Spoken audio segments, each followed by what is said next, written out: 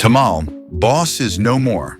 A phone call from Ramaswamy, popularly known as Ramu among Tata people, and one of my well-wishers from Mumbai on 9th October 2024 in the evening, shattered everything in my life. I was very happy seeing his signed statement earlier on that date that he was being hospitalized for a normal medical checkup and would be back to his normal work shortly. So the message was a bolt from the blue. A relationship for more than 25 years came to an end. I started crying. My God returned to his heavenly home. My journey as a shareholder, attending meetings of different companies all over India and taking part in deliberations, started during the 90s. During this long period, I attended thousands of such meetings, met so many corporate stalwarts, and in the end, they became my well-wishers, which includes Ratan Tata also. In every meeting chaired by him, after calling my name as a speaker, he used to ask me, "How many questions, Tamal?" 100. And my immediate reply was, "Yes, Tata Saab, but we'll ask 7 to 8 questions at the meeting, and we'll send the remaining to your office through mail for reply." For every meeting, I used to prepare a detailed note, ask some questions at the meeting, and send the note to his office through mail. Mr. R. Venkataramanan, the then GM, Chairman Secretariat, used to monitor so that I may receive a detailed reply from the company management shortly. I never shared those replies with anybody, and it remained with me only. During March 2015, I requested Tata Saab to wish my son Dipto Deep on his sacred thread ceremony. One day before the ceremony, Dipto Deep got a letter from Tata Saab where he wrote, "So, hope that you really shine in your academic career and then in whatever field you decide to go into following the completion of your education. India will need people like you, and I hope you will make your contribution to the country in a way that makes us all very proud." He was a book lover and used to read a lot. I always, on the date of every one-on-one meeting, used to present him a new book and noticed happiness on his face. During one such visit, he told me, "Today I am very happy as you, Tamal, will present me a new book." During September 2018, I bought a book titled The Wit and Wisdom of Ratan Tata and requested him to write some words. He took his pen and wrote inside the book, "To my friend Tamal. With best wishes, Ratan and Tata, September 28, 2018. I immediately reacted to it and said, "I don't want to be your friend." He quipped, "Why?" I replied, "You are a globally respected, towering personality, and I have no capability to be your friend."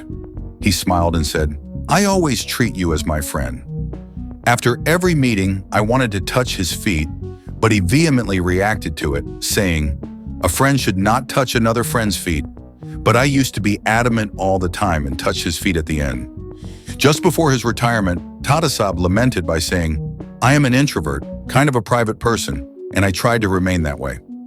Some of the media glare I could not escape, so I faced up to it as part of the job. But in every other way, maybe to some extent to the detriment of the group and myself, I stayed away from the media unless I had to. I avoided being an easily accessible person, and as a consequence, the group has probably not had the visibility and public relations positives that it should have garnered. But I strongly believe that it worked in the opposite direction, and everybody looked at the group and the chairman with great respect. After his retirement, during early 2013, I went to his temporary office at 1 Forbes at Kalagoda, and at the time of meeting, told him that I didn't want to attend any Tata Group meeting in the future. He shot back at me, "Are you facing any problem from the family?" I replied in the negative. Then he said, "Are you facing any hostile attitude from the current management? If it is, then I may talk to them." Again, my reply was negative. He curiously asked me, "Then what is the problem you are facing?" I replied that I was missing him very much. He then said something that touched my heart. "Despite sycophancy, there must be some sane voice like you at the meeting, who by raising real queries will keep the management on their toes. I think you should attend all the meetings which you used to do for so many years." I immediately accepted his view and never absented myself from any Tata Group and other group meetings subsequently. Before the launch of my book titled The Undercover Monk, A Journey into Corporate Accounting, during mid-2022, I sent him a mail seeking his blessings, and he replied on May 27, 2022, mentioning, "Let me, however, take this opportunity to convey my best wishes to you for the successful launch of the book. On the 4th of September 2024, during my Mumbai visit, I sent a book titled 365 Days of Smiles through Panduji for Tata Saab. That was the last book presented to him by me. On June 9th, 2024, through mail, Alma Sundar acknowledged receipt of the book. The Government of India honored Tata Saab with its second highest civilian award, the Padma Vibhushan, in 2008, but they have not considered him to date for the highest civilian award, the Bharat Ratna, despite his enormous contribution to the society as a whole. Tata Saab didn't bother about all these awards and was doing his duty for the upliftment of the poor and contributing through Tata Trust for the establishment of cancer hospitals all over India and also in many other activities. After his demise, I looked at the numerous emails exchanged between him and me. So many things we discussed through mails. After retirement from the chairmanship of Tata Group, J.R.D. Tata said, "The one thing that has made life worthwhile for me is the feeling of being esteemed. Being loved is a great feeling." He said that his few years that may remain would be devoted to basking in the glow of the affection and respect I have received. Ratan Tata was very close to J.R.D. Tata. He will also remain in the hearts of millions of Indians and foreigners all over the world.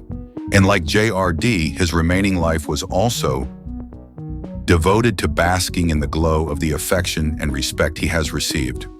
Source: Beyond the Last Blue Mountain. R.M. Lala,